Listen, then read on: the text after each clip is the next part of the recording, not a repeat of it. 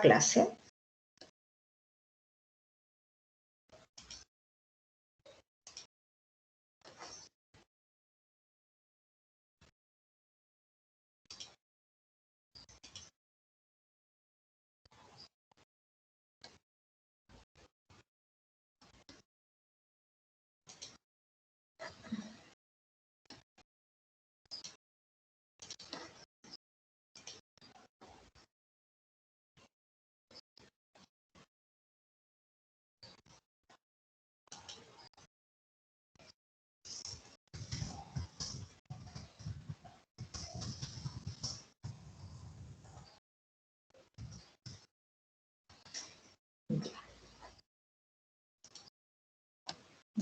Acá. Entonces deberían estar viendo la presentación. Taller de práctica, bueno, hoy es 13 de noviembre. Entonces vamos a trabajar hoy el tema de evaluación, que es finalmente lo que nos genera, más que dificultad, es de acuerdo a los estudios que realizan los expertos y también de acuerdo a los resultados de la evaluación docente, que es información verídica porque es la observación del desempeño que realizan los docentes en el aula, es el ítem más débil que presentamos como docente. ¿Cómo evaluamos? ¿O qué evaluamos? ¿Qué estrategia utilizamos? ¿Cuál es la coherencia? Tenemos muy claro que debemos cumplir el objetivo, planificamos en torno a ese objetivo, pero el elemento que mayor debilidad presenta, que hemos ido mejorando porque se han realizado una serie de intervenciones, también de investigaciones y de formación permanente que tienen los docentes, hemos ido mejorando. Sin embargo, aún sigue presentando dificultades al momento de diseñar y de ejecutar nuestras prácticas. Entonces, vamos a comenzar, obviamente, por esta pregunta que siempre nos hacemos. ¿Y qué entiende usted por evaluación de aprendizaje? Para esto vamos a trabajar con esta aplicación, para ser un poco más interactivo, la clase, esta clase a distancia, que es una herramienta que hemos utilizado, es decir, antes no la conocía, pero no la utilizaba, para poder socializar. Entonces, aquellos que puedan ingresar, porque a veces tienen dificultades para ingresar, ingresan a la dirección y ingresan este código, ya que es el 5005830, y ahí les va a dar la opción de ingresar 2 respuestas, ¿verdad? Con un mínimo de caracteres, porque son elementos que tiene la aplicación y que yo no alteré, y que ustedes puedan responder qué entienden por evaluación de aprendizaje. Si alguno no puede ingresar a esta aplicación, puede entregar su respuesta por el chat y después la socializamos junto a las otras respuestas, ¿ya? Voy a copiar también esto en el chat.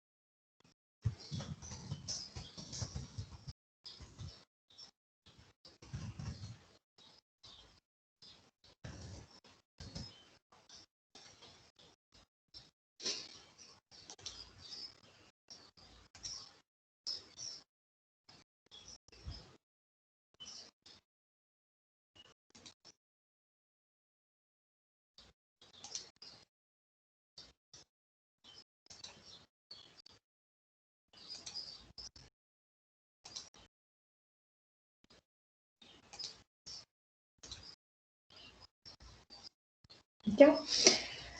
Entonces, hay un compañero o compañera que ya respondió.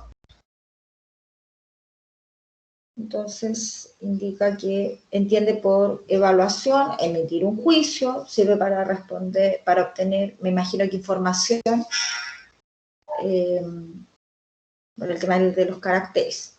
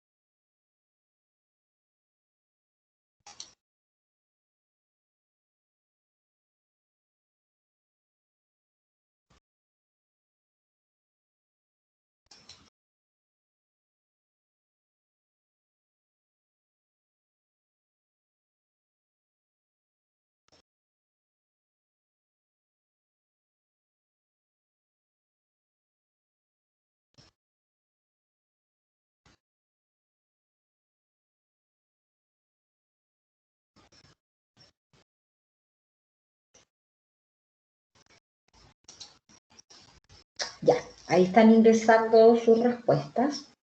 Ya un componente muy importante para el proceso educativo, evaluar los conocimientos.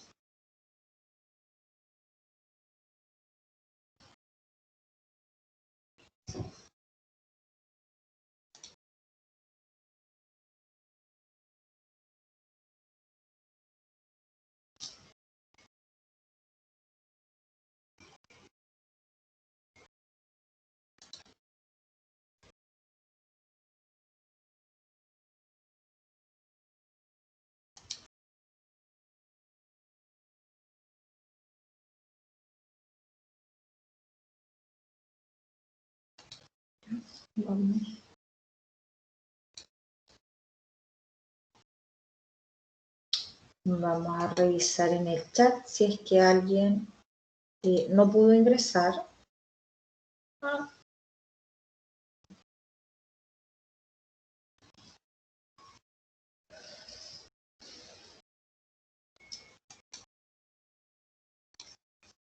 Ya, una medición, ya aquí estamos, tenemos medir logros, proceso de enseñanza-aprendizaje,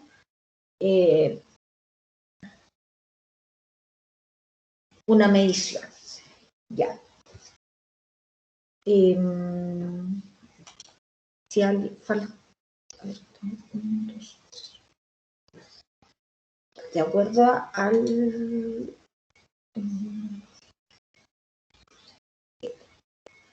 Según el chat tengo 7 conectados y ya faltaría tal vez uno que no ha respondido porque no se pudo conectar, pero de acuerdo a lo que ustedes comparten. La evaluación tiene algunos elementos de los que ustedes han mencionado. Es un proceso educativo, por supuesto, es continuo.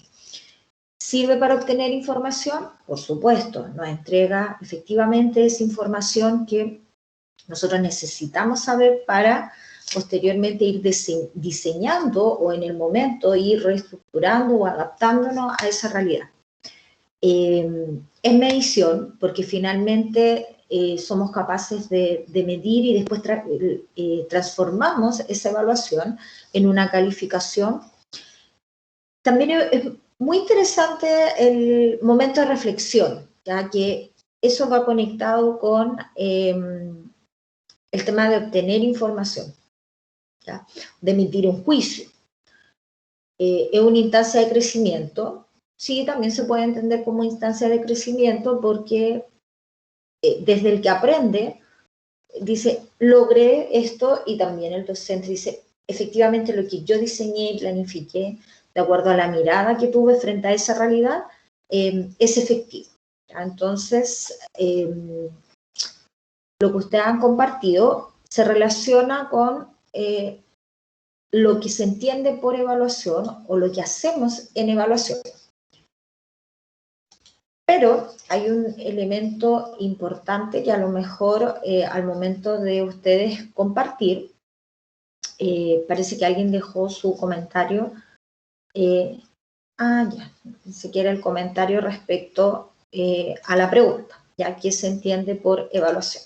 Entonces vamos a trabajar, esto es como de los conocimientos previos que estamos, si pensamos en los momentos de la clase, estamos activando conocimientos previos, ¿ya? Y estamos socializando.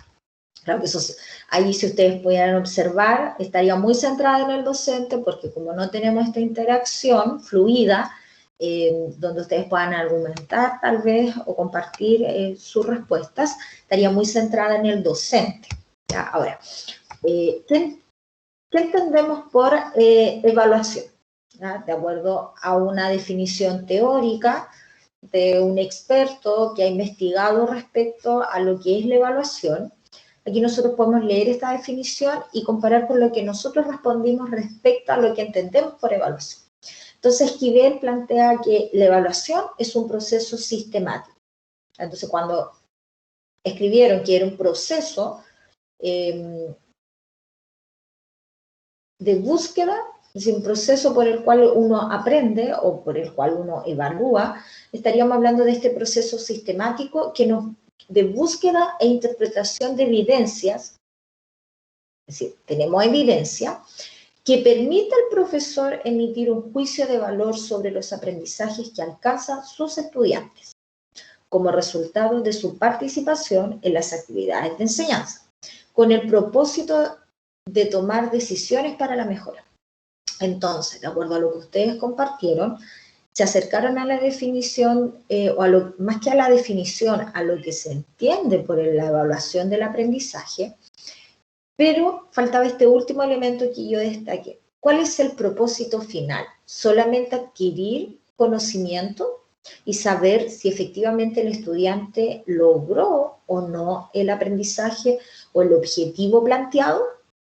Este último elemento es muy relevante para el profesor, para el pedagogo, porque en definitiva, con esa evidencia que es tangible, yo puedo tomar decisiones que apunten a rediseñar mi clase o mi práctica, rediseñar los instrumentos de evaluación porque no se logró el objetivo o el instrumento no era adecuado para esa realidad. Entonces me va permitiendo ir tomando esas decisiones que son tan fundamentales.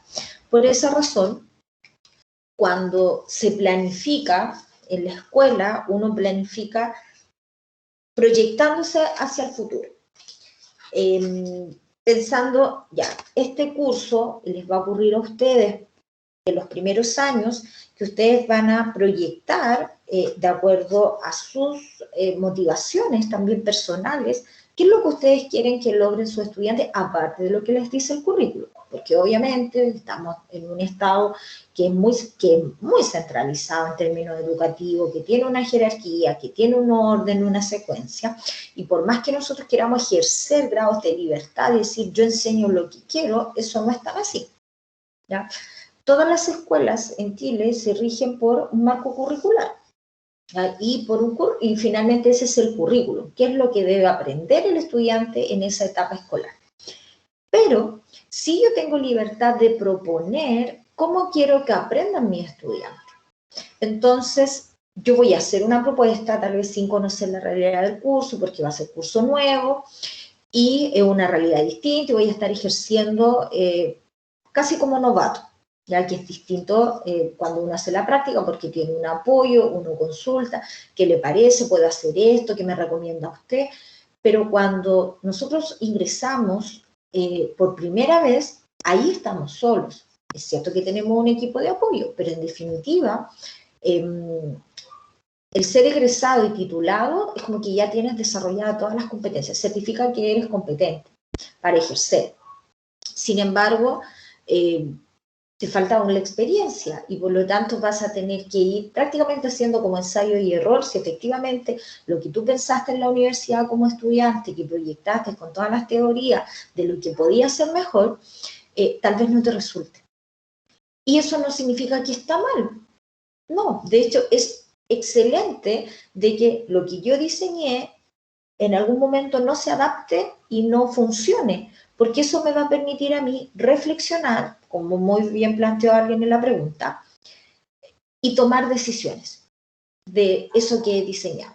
Entonces, ahí yo tengo que hacer estas otras preguntas. ¿Cuáles son los aprendizajes que deben alcanzar los estudiantes? Bueno, el marco curricular me dice que deben alcanzar, no sé, tienen que saber sumar, tienen que saber elaborar un texto narrativo, tienen que saber relacionar causa y efecto, tienen que elevar hipótesis, se tienen que desplazar y establecer equilibrio. ¿Vale?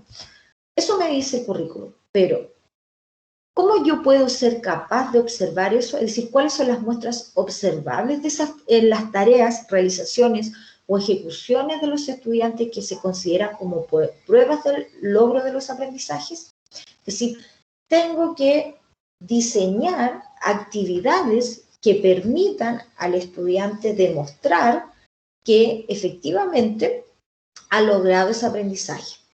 Y eso para mí es la evidencia, porque yo puedo observar, puedo tener material concreto de la ejecución de una tarea y de la realización, y esa es la prueba de que el estudiante está logrando el objetivo que yo me he planteado y también la forma como yo quiero que ellos aprendan. Entonces, más que diseñar, porque siempre nos centramos en el inicio, en el desarrollo, la actividad y el cierre. Y como que todo, ya, en el inicio haces tal cosa, en el desarrollo va a ser tal cosa, y en el cierre hace tal cosa. Y es como prácticamente una pauta y que usted tiene que cumplir. Pero es muy importante ir reflexionando de acuerdo a las prácticas que nosotros realizamos. Y la evaluación no es tomar y hacer una prueba y decir voy a hacer 10 preguntas, 15 preguntas de 4 alternativas y las voy a tomar desde acá y si es lo mismo que yo pasé. Y se aplica. Tengo que hacer una reflexión. Ese es un trabajo profesional. Es cierto que en la web hoy nosotros tenemos una serie de estrategias que nuestros antecesores no tuvieron y que nosotros podemos ir y buscar en script, podemos buscar en otro sitio y encontramos pruebas. Y decimos, esta prueba está buena, pero ¿se relaciona con el objetivo que yo me propuse, con la forma que yo enseñé? ¿O estoy tomando algo y estoy finalmente omitiendo toda esa actividad que yo hice o todas esas acciones que a mí me permitían efectivamente decir, si el estudiante con esta actividad que yo diseñé, él logró este objetivo? Entonces ahí es donde se generan muchas veces las dicotomías entre evaluación y el diseño de la actividad o la forma como se realiza la clase. ¿Ya? Ahora, ¿qué principios debemos tener para esta reflexión? Siempre, es decir, siempre debemos tener muy en cuenta que la evaluación es para la mejora. ¿Ya? Siempre voy a mejorar lo que he realizado anteriormente. Entonces, es una evaluación para la mejora. Hay que presentar una diversificación de fuentes y agentes. Entonces, cuando hablamos de diversificación de fuentes, es no solamente preparar una prueba objetiva o una prueba objetiva que combine varios tipos de ejercicios, preguntas cerradas, preguntas abiertas, diseñar rúbricas, pautas, donde el estudiante demuestre con diversas actividades que efectivamente puede lograr el objetivo. Y ahí también influye esta mirada que existe actualmente de este DUA, donde yo entrego una diversidad de actividades y de oportunidades para que el estudiante sea capaz de demostrar, de acuerdo a su estilo de aprendizaje, que logró aprender. Agentes, no solamente desde el docente. Aquí está muy presente la propuesta de una coevaluación y de una autoevaluación. Esta última que muchas veces a los docentes in situ no les gusta realizar porque dicen que los estudiantes tienden a calificarse sin hacer una reflexión, inmediatamente colocándose un 7, que es la nota máxima, de acuerdo a nuestra escala de calificación. Sin embargo, cuando usted comienza desde los primeros años a desarrollar la autoevaluación y la coevaluación, no de colocarle buena nota al compañero porque es buen compañero, porque me cae bien, sino que efectivamente a reflexionar en torno a las tareas que realizaron y cómo las ejecutaron y cómo trabajaron como equipo, si se hace a temprana edad, ellos van desarrollando una conciencia de la relevancia que tiene y también de la crítica si es que yo no cumplo con los objetivos que se propusieron, por ejemplo, en un trabajo colaborativo.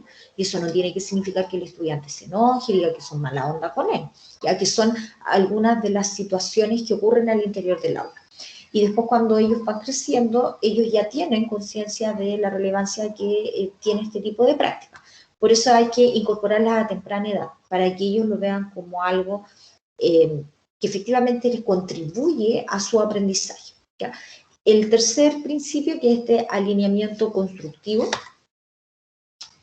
ahí está la bibliografía, que esto lo estaba tapando, disculpen. El alineamiento constructivo, ya que es que tenga coherencia entre el objetivo, la actividad y la evaluación. Aquí ese es un elemento que yo realicé en el primer semestre, bastantes observaciones al respecto, y que tal vez, bueno, yo también cometí tal vez un error porque consideraba que esos elementos los deberían tener claros, ¿ya? Entonces, ahí también nosotros también como docentes a veces no realizamos esta evaluación constante, monitoreo de efectivamente si es que hay habilidades que estén instaladas, ¿ya? Y adquiridas por los estudiantes, ¿ya? La transparencia, que siempre se conozca el instrumento. Ahora, no la prueba, porque si usted le muestra la prueba, obviamente no se cumple el objetivo, pero por ejemplo, que si usted va a hacer prueba objetiva, que previamente el estudiante, más aún si es curso nuevo, se familiarice con el tipo de preguntas que usted va a realizar.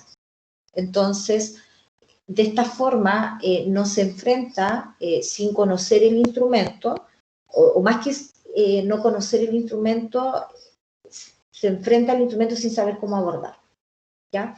Y la contextualización, que tiene que ver con la realidad del curso, y esto es muy importante porque si yo diseño estrategias de evaluación muy fáciles para utilizar ese concepto o del nivel cognitivo no acorde a la edad, el estudiante se puede desmotivar porque es muy fácil, ¿ya?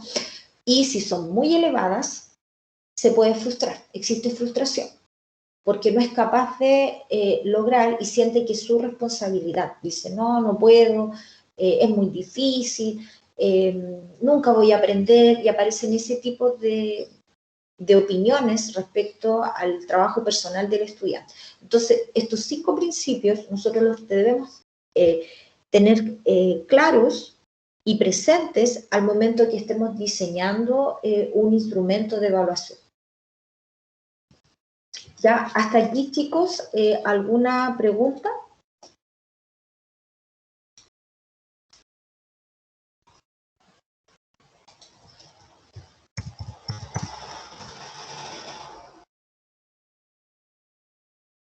Ya, si no tienen ninguna pregunta, continúo. Entonces, con respecto al primer principio, ¿cuál es el sentido de la evaluación para la mejora? Y aquí es relevante este concepto, la retroalimentación, que no se da en un momento de la clase, ya que en el desarrollo estoy retroalimentando. Este debe ser permanente, ¿ya? No debería, tiene que ser permanente y que permita a través de las preguntas, principalmente es a través de la calidad de la pregunta que hace el docente en base a la respuesta que los estudiantes dan, ya sea en términos de plenario, general, o cuando realizan un trabajo grupal y yo puedo monitorear por cada grupo, o cuando también les indico que tienen que trabajar de forma individual y voy monitoreando, me permite a mí estar constantemente retroalimentando. Era lo que comentábamos en las reuniones anteriores de si yo me doy cuenta en el momento de que estoy monitoreando, ya sea en un trabajo grupal o individual, que no hay claridad sobre un concepto, detengo mi clase y vuelvo a reforzar ese concepto y también, y ahí es muy relevante identificar dónde los estudiantes están cometiendo el error. ¿Ya? Si estoy o he propuesto, por ejemplo, que ellos realicen una actividad individual y les doy 3 o 4 preguntas, les doy momento para trabajar y antes de la revisión final, si es que tienen que entregar esa guía al final de la clase porque va a ser evaluada, es sumativa y eso después va a ser una nota acumulativa, por ejemplo, los dejo avanzar y al azar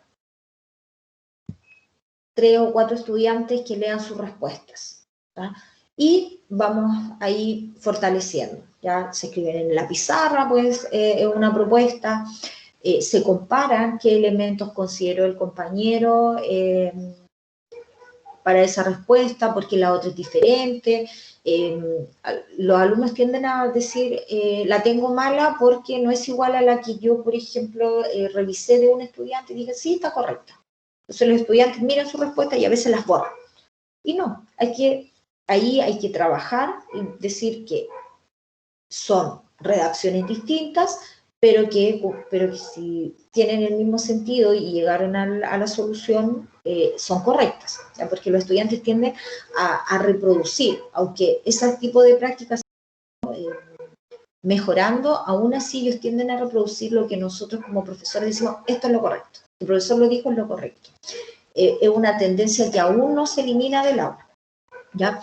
Entonces, debe estar centrado en mejorar el desempeño de los estudiantes, por lo tanto, la estrategia evaluativa debe permitirme a mí como docente emitir un juicio de valoración, que después se transforma en una calificación, obviamente, cuando es sumativa, la evaluación es de tipo sumativa, pero debe orientarme siempre a que el resultado de ese proceso de evaluación a mí me oriente a tomar decisiones. Y esas decisiones no solamente tienen que pasar por el docente, es decir, qué voy a hacer en la próxima clase, cómo voy a reforzar si es que no se logra asimilar en la clase el objetivo que yo me había propuesto, y también permite tomar decisiones en torno a cómo los estudiantes aprenden, ¿ya? Ahí es muy importante el trabajo en el cierre con esas preguntas que ustedes plantean. ¿Qué les gustó más? ¿Cómo lo aprendieron? ¿Qué te pareció más difícil? Entonces, ese tipo de preguntas, que si bien nos permite obtener información, que si es muy reiterativo, el estudiante se va a acostumbrar y va a responder siempre lo mismo. Pero a partir de eso, yo obtengo esa información y si, por ejemplo, les cuesta al estudiante el tema de la comprensión lectora, bueno, voy introduciendo ejercicios de manera paulatina o estrategias de manera paulatina para que vaya mejorando el tema de la comprensión lectora. O sea, no solamente en la asignatura de lenguaje, sino también trabajo de manera transversal con las otras asignaturas. Entonces, ahí el estudiante va a ir adquiriendo estrategias que le permitan aplicar no solamente a una asignatura, sino que también las va a poder aplicar a otras. Entonces, la retroalimentación aquí es fundamental, ¿ya? Diversificar las fuentes de información y agentes de participación. Aquí no solamente se considera la dificultad de evaluar una competencia o una habilidad y sus niveles de desarrollo, también es importante que la evaluación tenga distintas fuentes de información a lo largo del semestre. Entonces, esas diversas fuentes tienen que ver no solamente con la prueba objetiva, como les comenté anteriormente, sino que aquí se abre hacia la posibilidad de lo que se denomina como este concepto que dicen que es una evaluación auténtica. Es un concepto porque podemos también cuestionar si efectivamente es auténtico o no, pero que si el estudiante diseñe, es decir, no diseñe, que el estudiante se enfrente a una diversidad de fuentes de donde se va a obtener información de su logro de objetivos. En los colegios, por lo general, se trabaja, cada colegio tiene su organización distinta, pero se trabaja desde, algunos plantean así como muy rígido, tienen que ser 4 evaluaciones, tienen que ser pruebas, 2 tienen que ser trabajos o proyectos, 1 tiene que ser disertación, ya para trabajar el tema de la oralidad, y después tienen otras notas complementarias, el plan lector, pensemos estoy pensando en la asignatura de lenguaje, si tienen evaluación CIMSE, eso se pasa a un taller CIMSE y esos son solo ensayos, y así un sinfín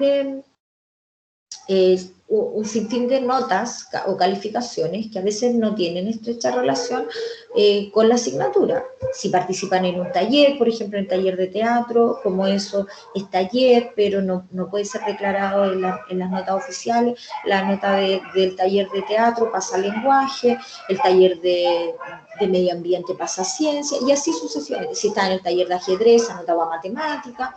Entonces, hay varias fuentes fuentes de información, pero que no necesariamente me entregan información. Eso es relevante también entender porque tiene que ver con las dinámicas que se dan al interior de la escuela. ¿Ya?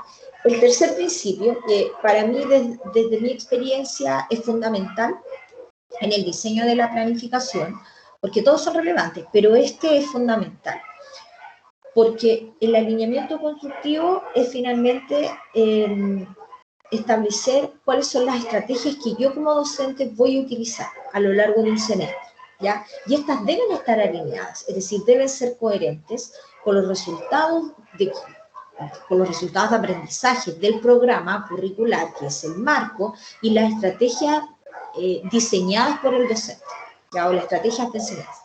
Si bien los planes, es decir, los programas, no los planes, los programas de estudio, presentan una serie de estrategias, por ejemplo, yo que he ejercido más de 10 años la docencia en aula, antes no venían estrategias, no venían recursos, era una declaración solamente de objetivos de aprendizaje, que antes se llamaban contenidos mínimo obligatorios. Los contenidos mínimos obligatorios tenían objetivos fundamentales de aprendizaje y después tenían objetivos de aprendizaje y te declaraban ambiguamente lo que tú debías diseñar. Y propuestas de actividades o recursos, muy pocos. Entonces, los profesores teníamos una dificultad, porque no teníamos una base de lo que se nos estaba pidiendo. Y todos hablaban del constructivismo, que teníamos que ser constructivistas, y que los alumnos tenían que hacer trabajo en grupo, y todos hacíamos trabajo en grupo. Y que así los alumnos construían su aprendizaje. Pero esto se ha ido mejorando. Entonces, en la última reforma con las bases curriculares, no solamente se presenta el objetivo de aprendizaje, que está ordenado por habilidades o por eje, el tema de las actitudes también que está presente, y también se realizan orientaciones de cómo el profesor puede abordar. Si es que yo no he desarrollado o aún siento de que me falta mejorar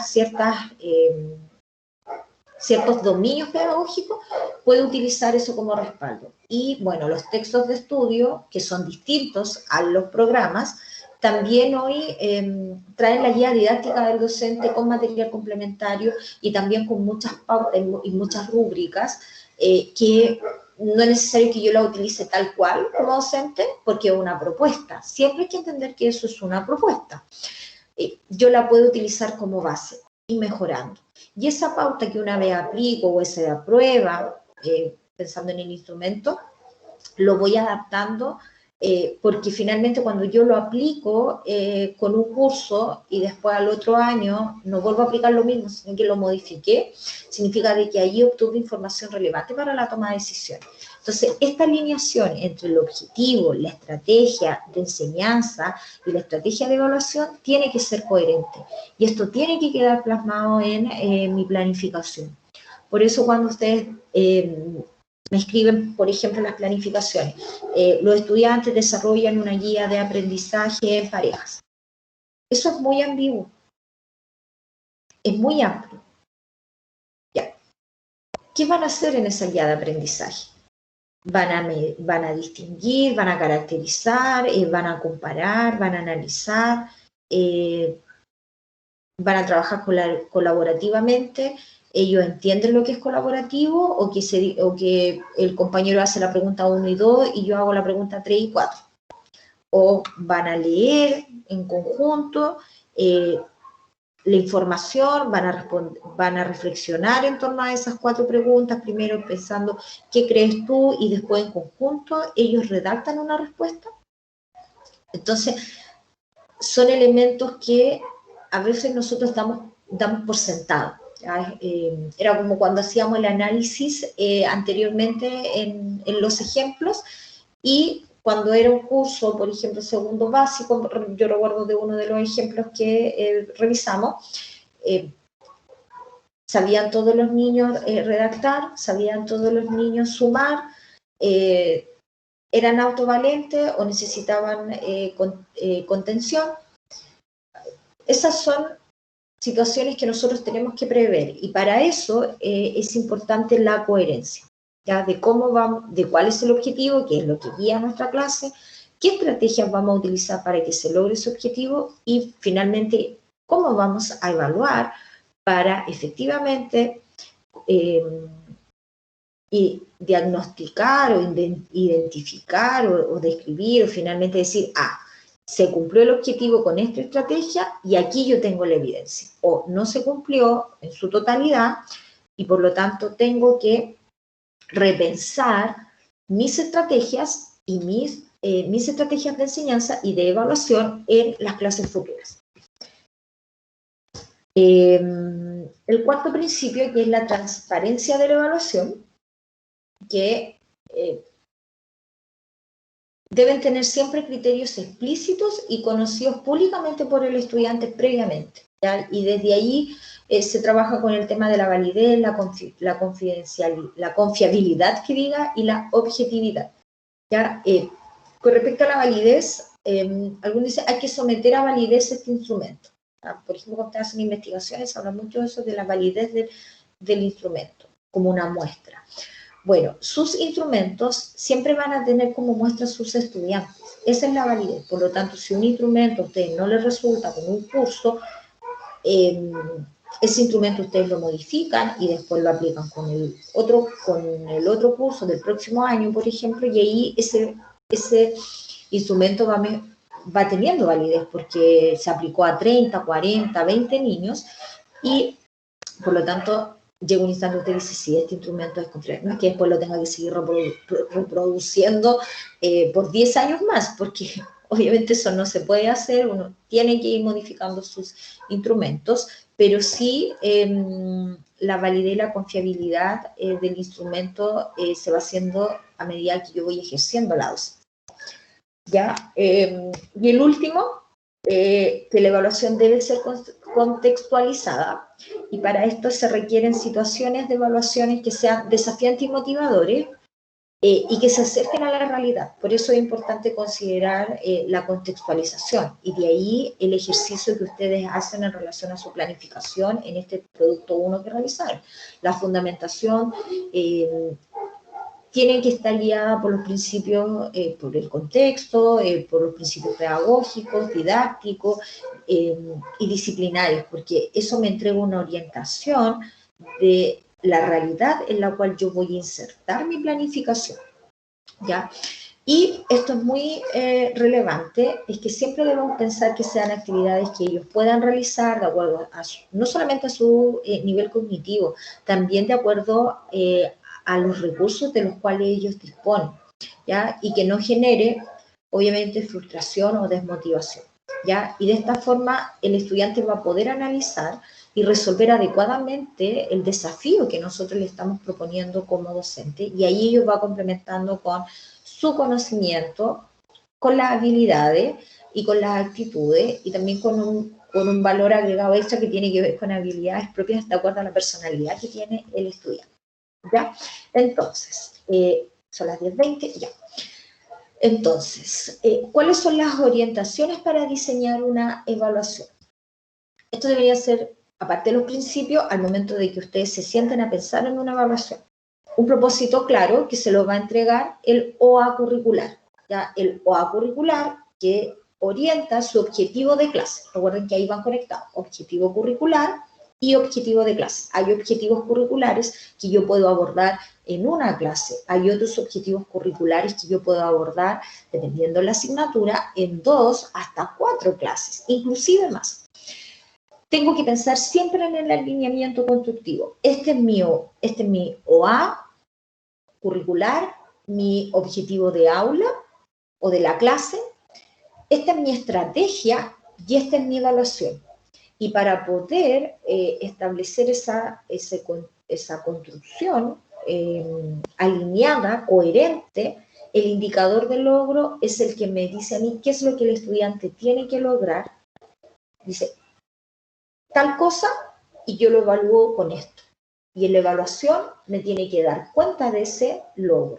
¿Ya? Por eso es un indicador de logro. ¿Ya? Ahí es muy importante esa coherencia. Y es lo que nos cuesta redactar y nos cuesta diseñar, porque por lo general tomamos desde los programas, y a veces hay indicadores de logro que son generales para la unidad o para el OA, que es el objetivo curricular, no para el objetivo de nuestra clase.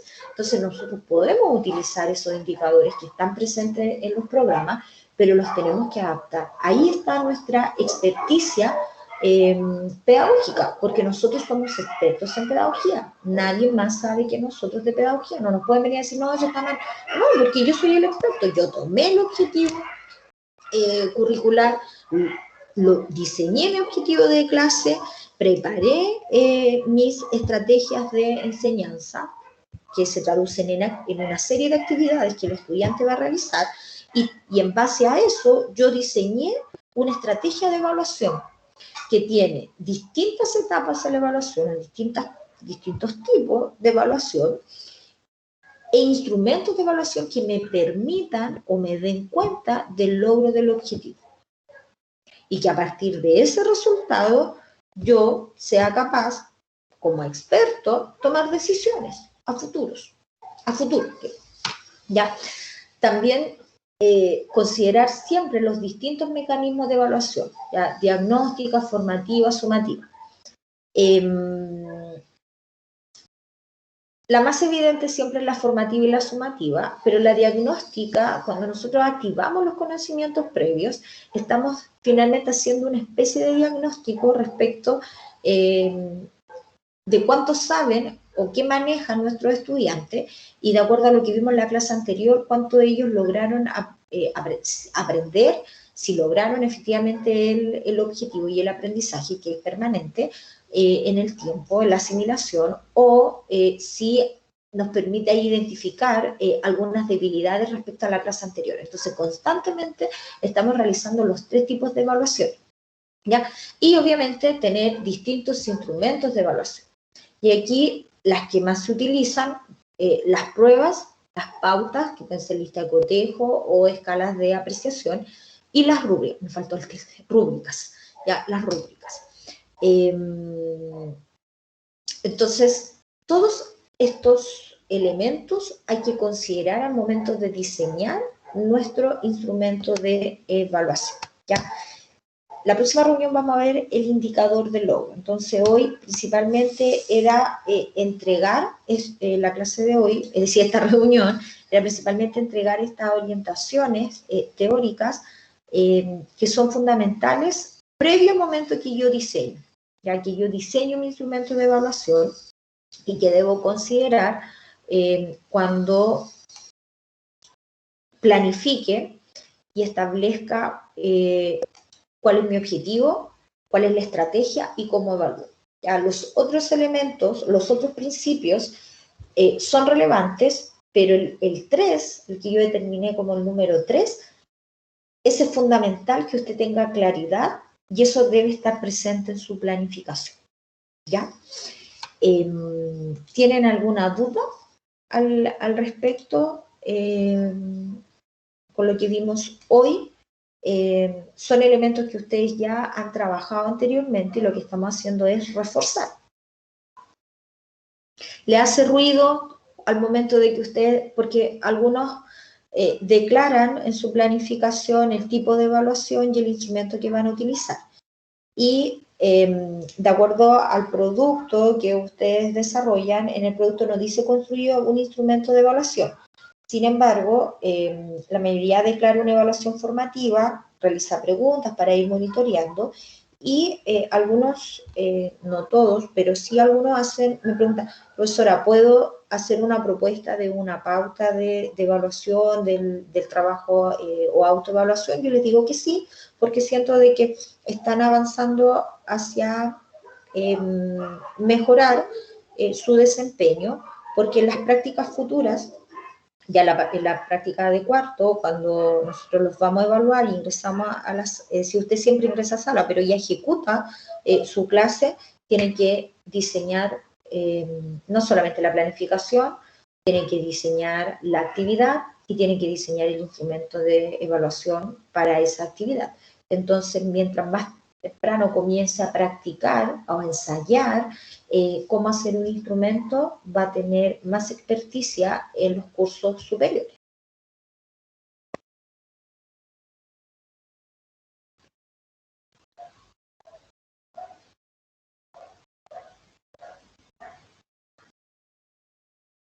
Ya, dice, profe, por ejemplo, si uno no usa ya, aquí hay preguntas. Por ejemplo, si uno usa el tipo formativa para monitorear durante, ¿qué instrumento se utiliza?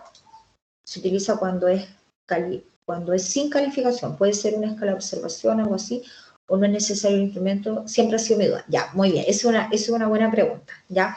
Efectivamente, yo lo que puedo hacer, y hay algunas estrategias que se están utilizando bastante ahora para la formativa, no sé si la han revisado porque están como han sido bien internalizadas en la docencia, que utilizar, por ejemplo, el semáforo.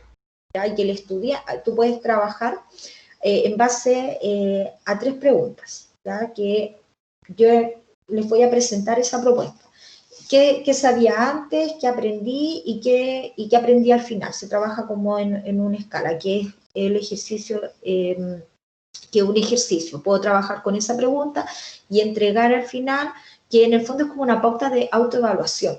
¿Ya? Entonces ahí yo puedo tener una evidencia respecto a la formativa. También puedo trabajar con los semáforos, que el estudiante diga yo estoy en el verde porque siento que sí domino, y tú puedes hacer una pregunta y efectivamente verificarse que el estudiante está en esa posición, pero que el estudiante finalmente te diga en qué posición considera él que está, si está en el verde, si está en el amarillo o si está en el rojo. Otra estrategia para la evaluación formativa es los tickets de salida, ya que el estudiante al finalizar, tú hiciste el cierre de la clase y ellos trabajan con ese ticket de salida, que tú puedes incluir 3 preguntas para monitorear. No las vas a evaluar porque no se van a calificar, pero eso a ti sí te entrega información relevante para saber el estado de avance. Y de esa forma, por ejemplo, cuando hace el cierre en plenario, hay muchos estudiantes que nos quedan invisibles. Por lo tanto, a través del ticket de salida, el estudiante aunque escriba nada, ese nada dice no, me quedó todo claro. Bueno, si quedó todo claro, a la próxima clase puedes hacer un ejercicio de inicio de clase que te permita verificar si les quedó todo claro. Entonces, existen estrategias para monitorear esa evaluación formativa y puede ser y también puede ser esa escala de observación, pero esa escala de observación tú la puedes diseñar como docente, pero te va a quedar el tiempo para poder completar esa escala de observación, o la vas a usar con el estudiante o la vas a usar como algo más personal, ¿ya? Entonces la escala de observación tú la podrías transformar en una autoevaluación, ¿ya? No es necesario que diseñen 11 indicadores, ¿ya? Sino que más bien esas mismas preguntas que usted a veces dice, ¿qué te gustó más, qué te gustó menos?, las pueden trabajar. Y, o no es necesario un instrumento. Por lo tanto, todo va a depender de cómo tú diseñes tu clase. Si es necesario monitorear a través de estas estrategias que yo mencioné, o solamente te va a quedar con las preguntas o con estas escalas, con estas preguntas o escalas de metacognición que el estudiante no conoce, pero que tú como profesional sí sabes que estás buscando identificar cuáles son las debilidades y las fortalezas de la clase, ¿ya? Principalmente con respecto a los instrumentos, yo puedo tener instrumentos que son solamente de observación o de registro anecdótico que a mí me van a servir para poder después diseñar. Entonces,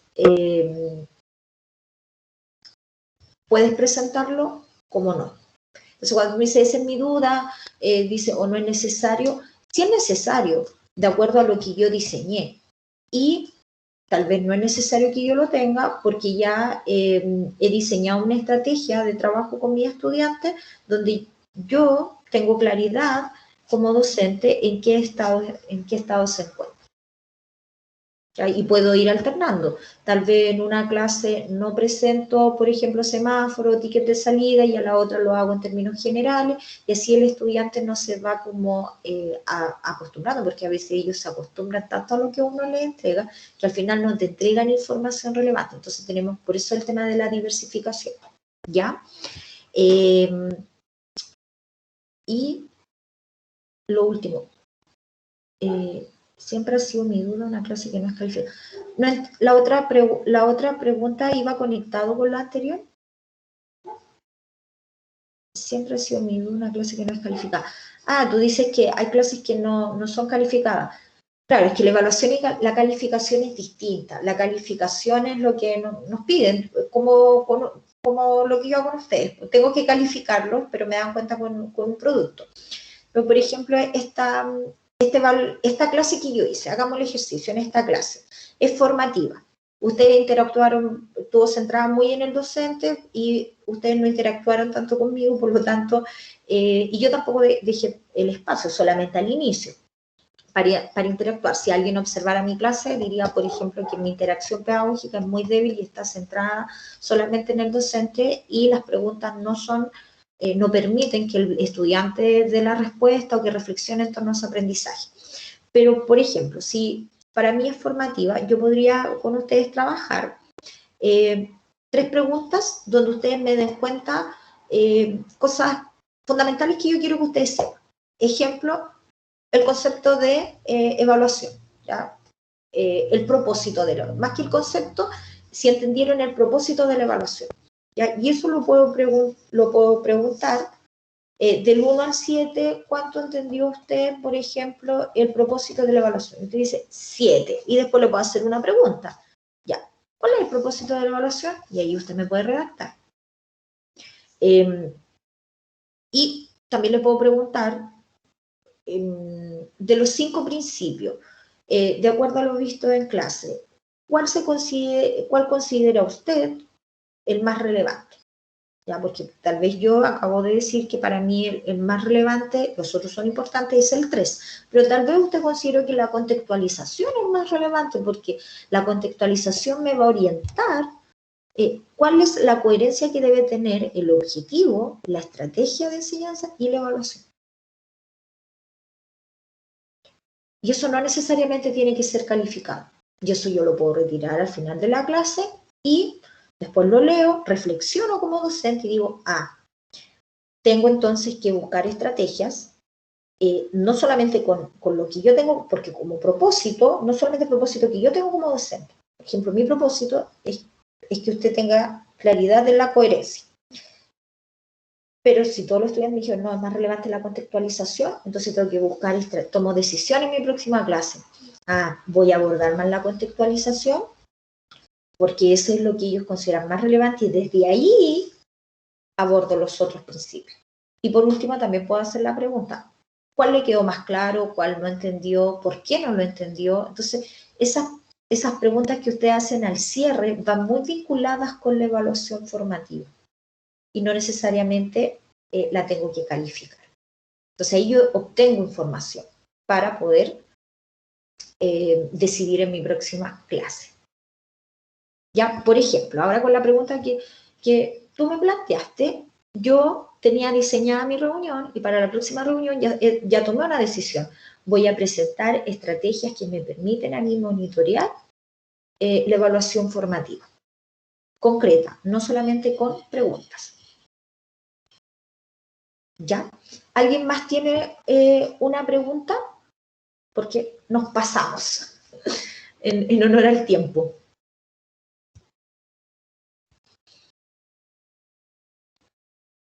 Antes de que pase la lista.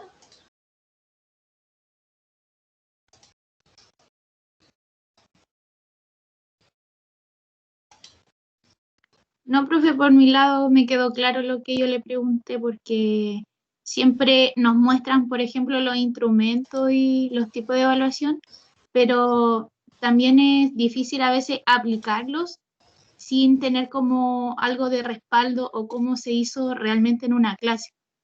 Entonces, a veces como que se complica uno en el momento de qué, qué tipo de evaluación o qué evaluación voy a hacer. Por lo Claro, menos lo que pasa a mí. claro, no, sí, suele ocurrir y además que la planificación se les pide que dice tipo de evaluación y ustedes escriben formativa y el instrumento escala de cotejo. Ya, pero la escala de cotejo, ¿la va a trabajar el estudiante o la va a trabajar el docente? Ahí es donde nos quedan esas ambigüedades. Si es para el docente, el docente, que ahí requiere tiempo, se lo digo por experiencia, porque uno a veces diseña la escala de cotejo para observar el desempeño de los estudiantes y finalmente a veces ocurren otras cosas que son domésticas en el aula y tú no puedes aplicar tu escala de cotejo in situ. Y al final dice, no, si lo hice mental. Y eso mental no te queda evidencia porque uno después se cambia a otro curso y se lo olvida. Entonces, por ejemplo, los estudiantes realizaron preguntas durante la clase. No, y ahí yo puedo decir, no, sabes que mis estudiantes no están realizando preguntas. Entonces, ¿cuál debería ser mi decisión? Bueno, tengo que buscar estrategias de cómo movilizar la participación de los estudiantes. Porque yo hablo y mis estudiantes no responden. Entonces, ahí está la reflexión. Entonces, cuando dice lista de cotejo de observación, observación respecto al profesor de cómo el estudiante se está interactuando o de la interacción que tuvieron los estudiantes. Ahora, yo puedo hacer lo mismo para el estudiante y preguntar de las actividades, ¿cuál fue más difícil? Y eso en vez de preguntarlo en general lo puedo marcar. Ahora, con los niños, que a mí me gusta mucho la propuesta que hacen a veces los estudiantes, ustedes que trabajan con básica, que le ponen las caritas, ¿ya? Y eso es contextualizado a la realidad de los estudiantes. Si le encantó, si le gustó, si le importó. Entonces ahí hay como varias estrategias que pueden utilizar. Pero si yo veo que estoy observando en mi clase que los estudiantes no hacen preguntas y que al final termina haciendo la clase sola, bueno, ahí hay un problema. No hay interacción. ¿Cómo yo voy a obtener información? Entonces me dicen, no, sí, entendí. Y después las pruebas les va horrible. Ya los resultados no son, y el jefe de UTT me dice, oye, pero aquí algo está pasando. No llegan y decir, les voy a hacer un trabajo y ahí suben la nota. Esa es una solución, pero ¿es la solución más adecuada? Entonces, tenemos que reflexionar en torno a ese tipo de prácticas que nos pueden ocurrir en el aula, ¿ya? Entonces, para la próxima clase voy a presentar alguna, porque tenía algo pero lo voy a tener que reformular si es que esta pregunta que hizo la compañera también es una inquietud que tiene el resto de los compañeros. Lo voy a considerar como si todos lo tuvieran. Voy a invisibilizar a los otros y me voy a quedar con esta información que obtuve esta vez, ¿ya? Si no hay más preguntas, bueno, paso a la lista. Naciari está. No, no la veo. No la veo. Recuerden que aquel que tiene mal uso, Jorge Becerra, sí está. Wow. Naciari no. Juan Leighton.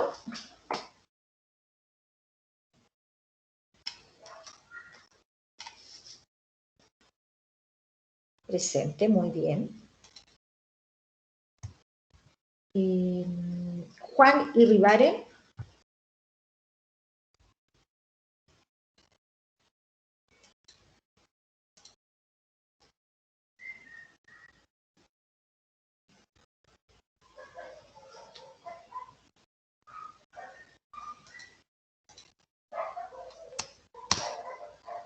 Verónica, me dijo que se había conectado más tarde.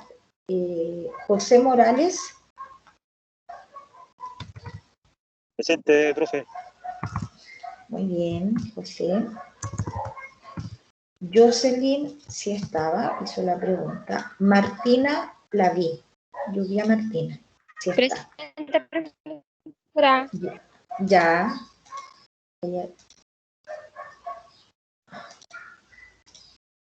Martina está, Verónica también. Sofía también la vi conectada. Presente, profesora. Paula y Catalina.